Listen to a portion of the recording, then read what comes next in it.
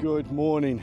You join me on a brisk morning at the Roaches, and this time I've come a different way than I would normally approach the Roaches for my photography.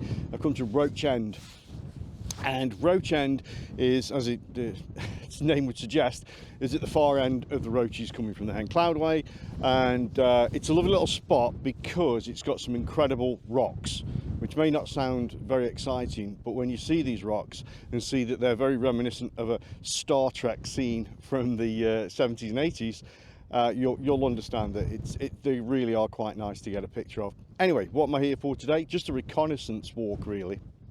I've broke out the iPhone and took a few shots of the rocks and compositions that I think might be good, perhaps in different weather.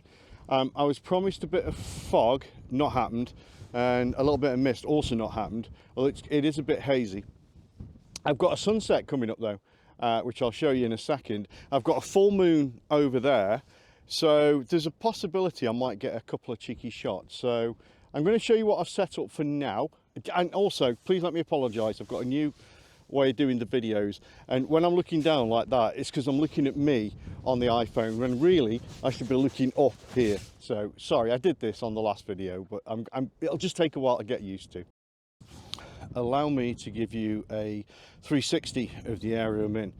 As a sweep around, right across there, that's the gateway to Buxton and Bakewell, across the Peak District, and that's where the sun's going to come up in just let's see how long, probably about 10 minutes.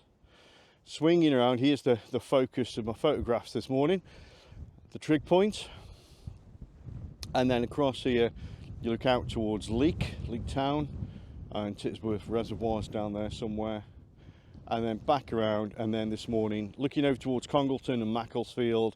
There's a full moon, believe it or not. It looks a lot bigger when you're standing here, and then here's the rocks. So you might remember that mist and fog I was moaning didn't exist. Well, now when I don't need it, it's actually just turning up. And I don't know if it's going to be a good thing or a bad thing, because I can't shoot straight into that sunset and not ruin my image. But this filter, I'm going to try and show you on video, but this filter of well, it looks like cloud really, just a very thin cloud sweeping over, may actually help get some shots. I'm going to show you the composition that I'm doing anyway, and then we'll talk about that mist that's coming through. Okay, so this current sort of fog bank that's come over has bollocksed the shot completely, which is a shame. Just to give you an idea, the idea is there's your Trig point. This is fairly straightforward. We've got the rocks down here, quite dark because, you know, that's the time of morning it is, but we can pull them out in Lightroom if required. But all around, I wasn't aiming for a direct to sunrise shot, but rather the side light. I wanted the sunrise to catch the side of the Trig point, give it that beautiful glow, maybe catch some of the red that was showing in the sky. It was starting to look like it was going to be a really good sunrise.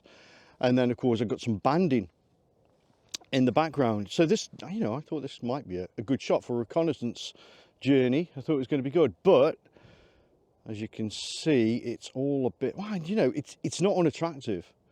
I'm not saying I don't like it. It's just not where I was aiming for. Anyway, just so you know, I don't have a graduated ND filter, which is one of the reasons I really struggle with a bright sky, and I will get one eventually. I have got an ND filter on. I'm on f4 because I want it all soft. I want everything at the back of this Trig point soft. 1/8 of a second, which is probably as slow as I dared let it go whilst it was not foggy. But I could perhaps open that up a little bit. Now we'll see. This is all going to change within probably 5 minutes, so I'll see how that goes.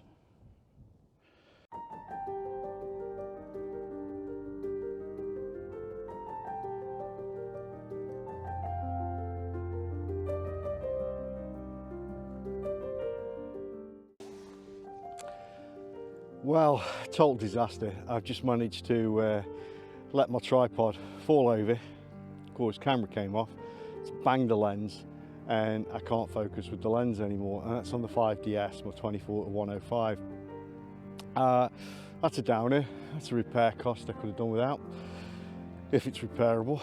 So anyway, I'm bravely forging on. I do have the M50 with me, so I'm going to take a few more shots with this and try and just crack on with this video.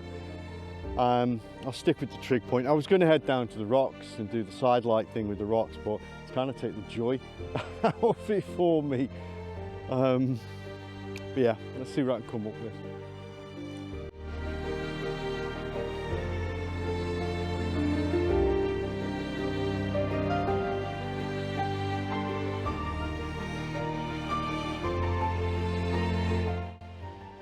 So the wind that suddenly blew my tripod over has dropped a little bit, which is good.